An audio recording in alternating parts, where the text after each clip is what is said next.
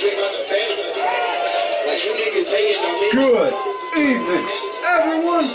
Welcome back once again to Vicious Reds, and of course, I'm your host, your YouTube Messiah, often imitated, never duplicated, as well as your late Erie WWE Champion, Tim Vicious M. Oh, folks, this week's Raw is gonna go over. This week's episode goes on about Raw in St. Louis. Now, before we do, real big thing did happen over the course of last week, since last week's episode. The legend Bruno Sammartino passed away.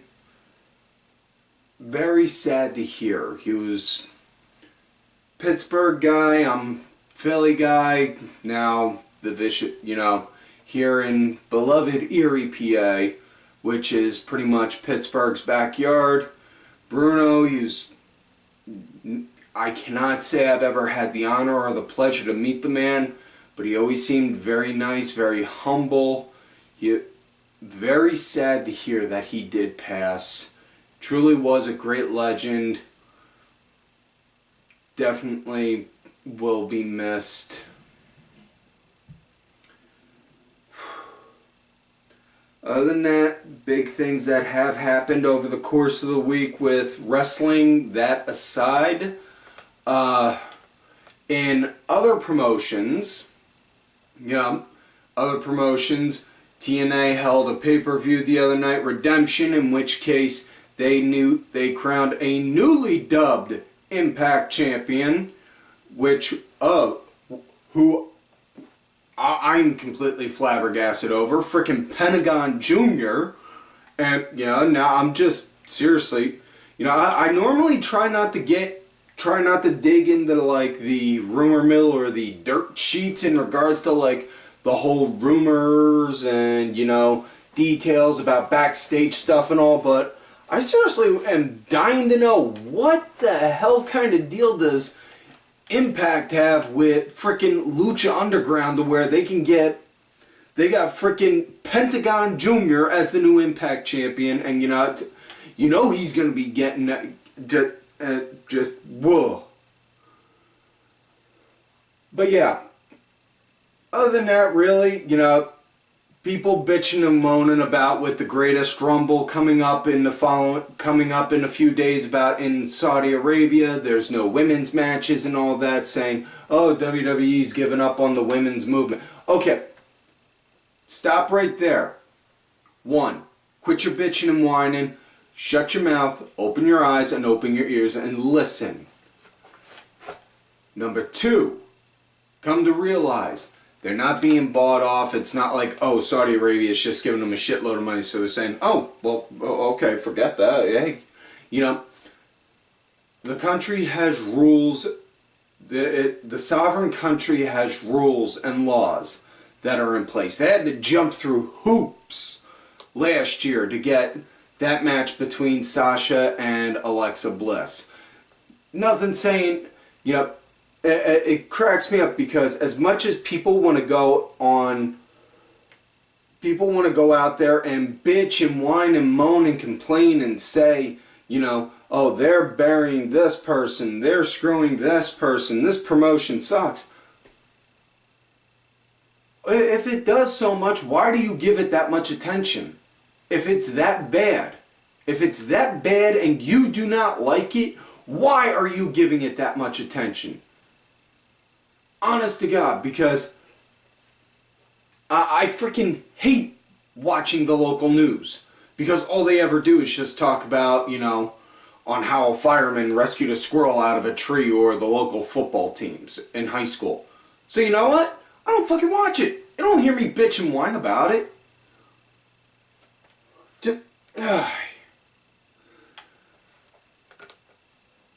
There's nothing saying that they didn't try to get the, you don't know the details. You only got what fuck knuckles like Meltzer or Keller go and make up, because a majority of their shit is bullshit The only difference between the Wrestling Observer newsletter and KFAB News is the fact that KFAB News actually says right up front, our stories are fake. Yeah, you know, 2 or 3 guys that are pissed off because they're not in the spot that they want, you know, so they call Meltzer and say, oh hey, I overheard this and this, and then Meltzer just takes this and turns that small bit of yarn into gold. That's the thing that annoys me on it. Anyways, now that I'm done going over the current events, let's get on to the show. Monday Night Raw in St. Louis, Missouri. Honest to God,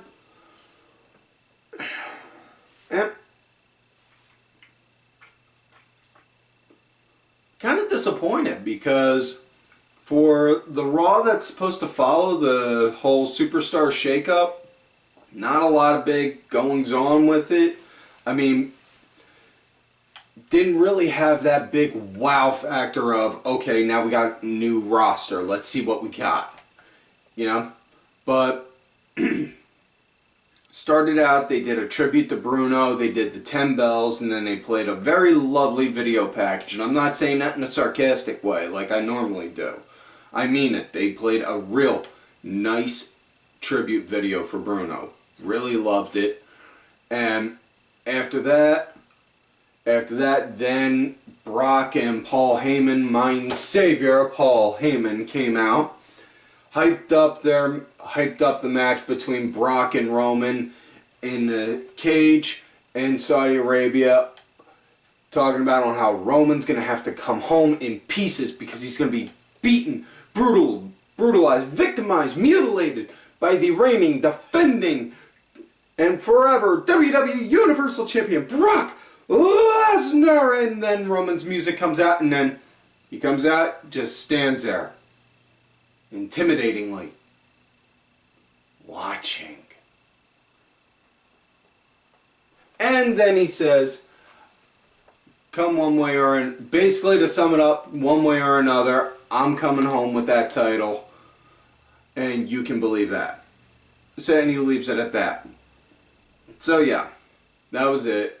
So we get to our first match of the night. It was Elias versus Bobby Roode, and thank God, just as Elias was about to play whatever god-awful rendition of a song he was going to, Bobby Roode came out. Thank you, Lord. And nice, pretty okay start to it. You know, Bobby, he was in control right before the break. Elias started to pick up after. You know, it was an okay match. I mean, it wasn't really nothing to wow over, which, you know, that was the general theme for the whole show, really. And I'm not saying that in a negative way. You know, for those that have watched this show long enough, y'all know I always give the benefit of the doubt. But when I see shit, I say it was shit. If I say it was good, I say it was good. If it was kind of meh, I'll say it's meh. You know, but this was pretty okay. I mean, nothing fancy, nothing. It didn't have that wow. You know. Now, match came to an end when after Bobby, he wound up hitting a bit of a sequence on his moves. Looked like he was getting ready to go and close up the end. He wound up hit a blockbuster. Elias got outside. He wound up rolling out to get him. Next thing you know, just as he's on the apron, Elias, wham, snaps him down on the ropes and then rolls him up 1, 2, 3. That was it. Honestly, now, fan perspective here. Personally, what I'd like to see them go with as far as with Bobby Roode, okay, yeah, you got him praising on how he's glorious and on how he's going to make Raw, bring Raw up to a new higher level. Okay. Now make him, think the right way to say this. Have him come off like he's oozing with greatness, you know, like he's almost in a way like Rick Martel, you know, just like wafting arrogance everywhere, so to say. And I did this because I don't have a little sprayer. So use your imaginations. Also, if you don't get that reference, you're probably too young to watch this show. Anyways, next matchup, we got tag team action. The Ascension versus Bray Wyatt and Matt Hardy. I would say this was a piss break, but honestly, this was somewhere between piss break and squash match. So, piss squash or squash break or that. I don't know. I'm just a guy that, I'm just a pretty face that has to stand in front of a camera. Blame my producers for not coming up with a joke for this. Anyways, match came to an end. Matt and Bray had a spiked twist of hate on onto Connor, I believe it was. Got the 1, 2, 3. Now, Matt and Bray got a tag match coming up against Cesaro and Sheamus at Saudi Arabia for the vacated Raw titles. Now, I'm pretty... We're all know on how this is going to end because obviously Sheamus and Cesaro got switched over to SmackDown via the Superstar Shake-Up. So instead of getting all pissy like, oh well, we already know the ending. Dude, you know Old Yeller, so you already know on how that ends. Don't focus so much on the ending. Focus on the storytelling that the match tells between. Focus on the storytelling that takes place in the match. That's the thing I always say. I can care less if it's an obvious who's going to win or lose. I want to know what is going to happen before the loss and before the win. Anyways, next matchup, we got Titus and Apollo Crews. Yes, Crews, because he has his name again, because apparently people were all up in arms and pissy because at one point Apollo's had Crews in his name, and it was during the same time when Crews kid wound up doing the shootings, and WWE was trying to silently, downplay the names so that way they didn't get crosshairs, and people up on the Twitter wound up having a bitch fit over it and was saying that it was because of that. And so sometimes the internet is both a blessing and a curse, more so a curse because, well, it's a great platform to express your views. The downside is it's a great platform to express your views when you are a fuckknuckle. So yeah, Titus and Apollo Crews going up against the newly returned Drew McIntyre and Dolph Ziggler. Yay, I guess. In which case, once McIntyre stepped out, if you listened closely, you can hear the sound of 1,000 fangirls' ovaries explode as they all saw a 6'8", damn near 300-pound, jacked Scottish guy walk out. Yeah, I don't blame them. If I was a girl, yeah, mine, I would've. Anyways, as far as what the match goes, this was more so just I'm hoping this was just a one-off, and it was more so just to establish a point. McIntyre, he pretty much powered over both Titus and Apollo. Wound up clearing house on both of them. Came to an end. They hit this Claymore zigzag combo on Apollo Crews. Got the 1, 2, 3. That was it. And yeah, after that they cut a promo. Ziggler was saying on how since day one he's never had anyone that had his back. Except, the male cheerleading team he debuted with. Or when he was being Chavo Guerrero's caddy. Or when he had Big E doing the exact same thing that Drew McIntyre's doing. But, other than those 3 times, really, that I can think of off the top of my head, yeah, he's never had anyone with him.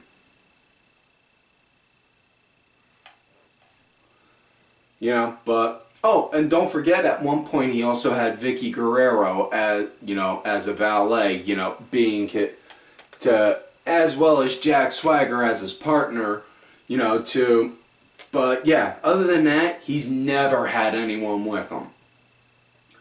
He's never had anyone have his back. But yeah, other than that though, he says that's why he brought Drew up, and Drew got on there and said, people have been getting, these guys here have been getting lazy, getting compliant. I'm here to change things up. So as of now, everyone is on notice. And honestly, I'd more so believe Drew's promo over Dolph's promo. More so because, one, I wouldn't want to fuck with it. One rule of life I definitely learned: never fuck with a pissed off Scotsman. And I don't want to piss him off. Also, you know, the man comes off, the way Drew McIntyre carries himself, you know, yeah, it's believable. Next matchup we get Jinder Mahal versus Chad Gable. This match came to be because at one point in the back, Kurt was talking to Chad Gable, saying on how, you know, he's glad he came over from the Superstar Shakeup.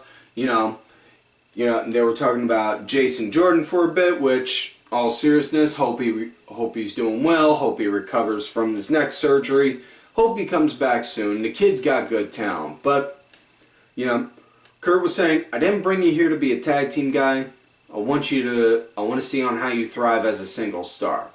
So he does. So, as they're talking about that, then out comes Jinder saying, Kurt, I was disrespected.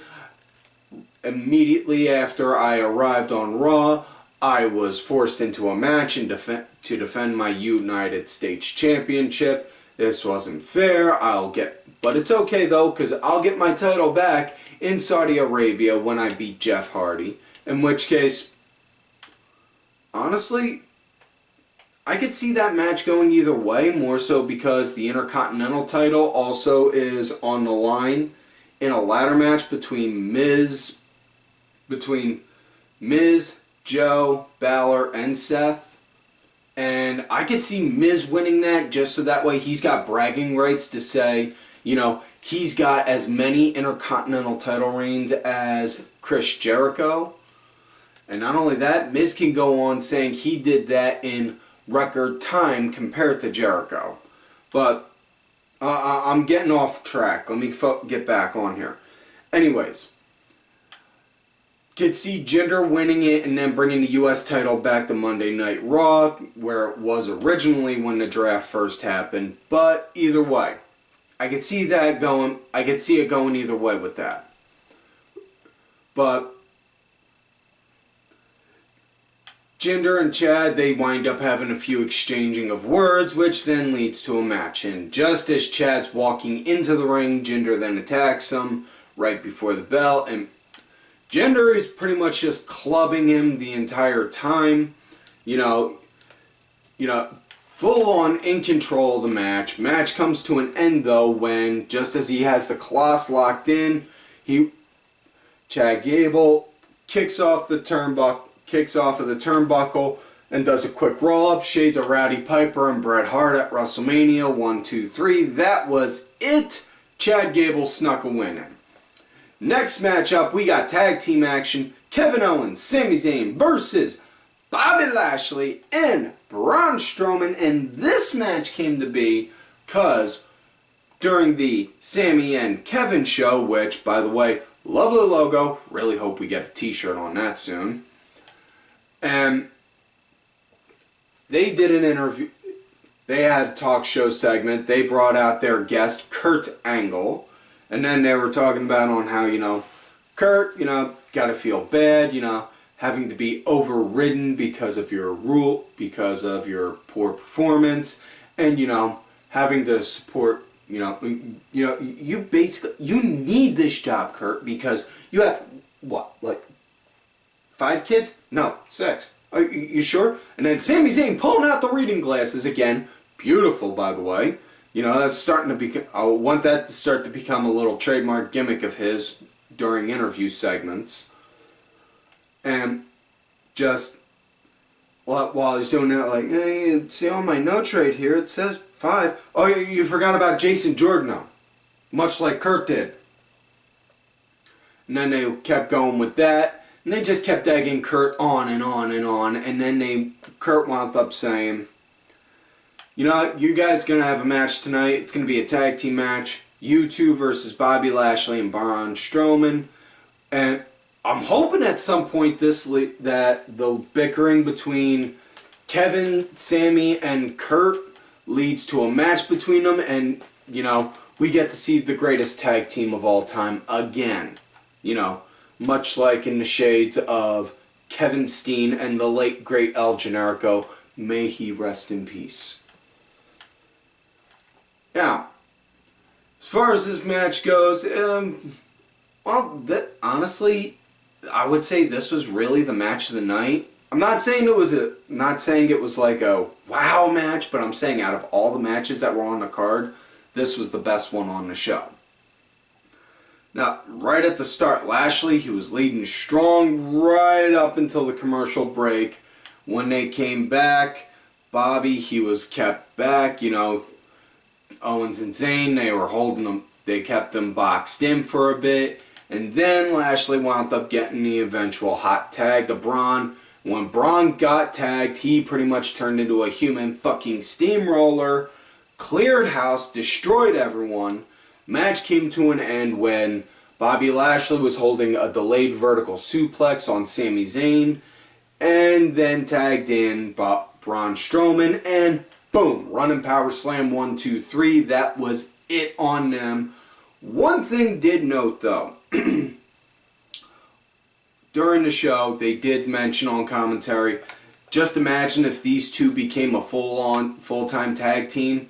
You know, now that's got the gears in my head turning, you know, thinking creatively wise, like, if these two were a tag team, these would be some legit motherfuckers. These would be some badass dudes to fuck with in a tag team. Because you got Bobby Lashley, who is a fucking scary dude to get into a fight with, you know. He's done MMA training, done wrestling, you know, pro wrestling, MMA training. The guy can legit break you and the guy would chew you up and spit you out like bubblegum. And then you got Braun Strowman, who, like I've said before, is like the fucking mountain from Game of Thrones, except he's got a beard. And just... Those are the two guys you send to go break the teenager that breaks your little girl's heart. So yeah, next matchup we get another tag team match. Finn Balor, Seth Rollins going up against Curtis Axel and Bo Dallas. This match came to be because earlier in the show led to two different segments. Axel and Bo, they went up to Seth. They were like, you know, last week we had our parting goodbye with Miz, and now we don't know really what to do. We don't know where we're going to turn. We don't know where to go. And then that's when it dawned on us. We could be with you. We'll be the new Shield, Seth. We'll burn it down. Come on, what do you say, huh? Huh? Not today, boys. And then they try to go to Finn. You know, hey, we'll be in the Balor Club, huh? Huh? Too sweet, huh? No, guys. So, apparently Balor Club's not for everyone if Bo Dallas and Curtis Axel can't even get in. So yeah, it led to this match. This match was what it was, you know, what you would expect out of it. Match came to an end with Seth doing the curb stomp and then leading to a coup de grace on to Curtis Axel. 1, 2, 3, that was it. Now, in regards to what I was saying about with the ladder match, you know, I could see it going that way because I could see it going between if I could see Miz winning it. I could also see Samoa Joe winning it, you know. And if Joe wins it, you know, he'll bring the title over with him on the SmackDown, and then, you know, he could start a whole new reign of terror there with it. I just, you know, the way the cards look, you could see it going in all kinds of different directions, and that's what I like, you know. Yeah, I don't worry too much about the end, but I like the whole unpredictability factor of, whoa, wait, could this be? Could this? Wow. Anyways, next up, main event of the night, 10 women tag team action. Alexa Bliss, Mickie James, and the Riott Squad going up against Bayley, Amber Moon, Natalya, Sasha Banks, and Nia Jax. And, you know, let's just address the elephant in the room here. And no, thankfully, I don't have a little elephant doll to put up for the little prop here. You know, I'm not fucking Carrot Top here, god damn it. Anyways, address the elephant in the room. The whole Bayley Sasha thing, you know, as Sasha was coming out, Bayley's just like,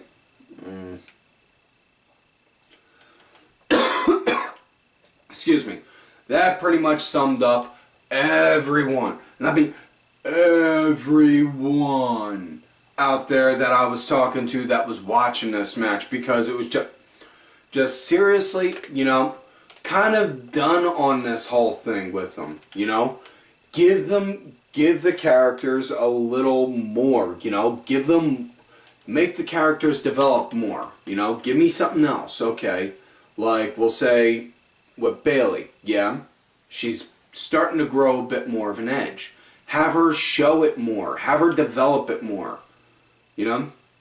And now, as far as this match goes, but the standout for it was definitely Amber Moon for when she was in it, because, you know, she was working beautifully, wound up hitting a suicide dive, picture perfect, just, oh.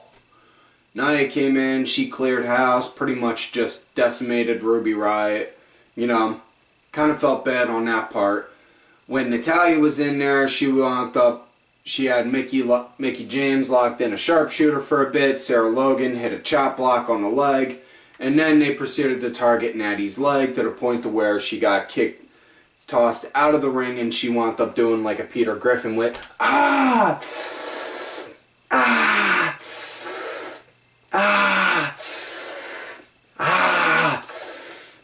the entire time, and to the point to where even when, as the match was coming near an end, when the big whole flip-flop and, you know, all the girls are going at each other, Mickie James comes back out and starts stomping away at Natty, and then cue the Joan Jett music. Start the angry power walk. Out comes Ronda Rousey in her hot yoga mom pants and her leather jacket. Which case, really, you know, we need to start putting her in some more contemporary wardrobe instead of like the yoga mom pants and leather jacket. Seriously, please. Yeah, she comes out, stares Mickie James back, starts to go help Natty up. Mickie hits a running drop, hits a baseball slide drop kick on her, and then Ronda just gives her that look like, did you just touch me, you motherfucker? Gets in the ring, puts her in an arm bar. After that, ref calls for the bell. Match is thrown out then, so technically DQ, Mickie James team won, you know. And then the show ends with them walking, with Ronda walking Natty up the ramp. Was really hoping at one point was gonna just see Ronda just, as she's holding Natty, just wham, throw her down, start stomping away at the leg, and then walk off, you know. As far as what Ronda Rousey goes, you know, I don't know the details on her contract. I don't know the amount of time for the dates and all that jazz. I can care less about that. I just want her to work. I want her to work as many fucking shows as possible because, you know, she said in her promo, and she said in one promo, this is something that she's been wanting to do since before she could talk. Then you know what, honey, if you want to do this, then you need to work. Morning, noon, and night. Do house shows. Do the TV shows. Do every fucking match you can. Work every match you can. Watch every match you can. Do anything you can. That's my thing. You know, I just want her to. I want her to get more time in the ring. Want her to have more time in the ring. Whether it's at a pay-per-view, a house show, or Monday night. I can care less. Just more time. That's what I want. But yeah. Anyways, so yeah, that is it for this week's show, folks. So do not forget to like the video, subscribe to the channel, go back, watch some of the other episodes. Make sure y'all look for me on my Twitter at TimVicious. Do also have another account, Tim_Vicious. Also on that Facebook gimmick, Tim Ash. Make sure y'all let me know if you find me on there from this show, so I don't think you got your creep drawing going. Also, folks, do not forget to follow all of these cool-ass cats right here on the Twitter. Axel Mulligan. Make sure to check out Axel's newest project, Wrestling Review. They talk about British and European wrestling. Penny Killer. I am Danny Sunday. My executive producer for this show, Oliver Ben, who did provide the music for this week's show. It's out there on iTunes, Spotify, and such. Make sure you check that out. Details are down below. Also, make sure you hit Ali up for one of these Ali Rewind shirts. Show the man some love and support. Cranky Grandpa, Aaron_DeBoer, and Dazzy MWP. And folks, like I always tell y'all, you love me great. You hate me. Fuck this.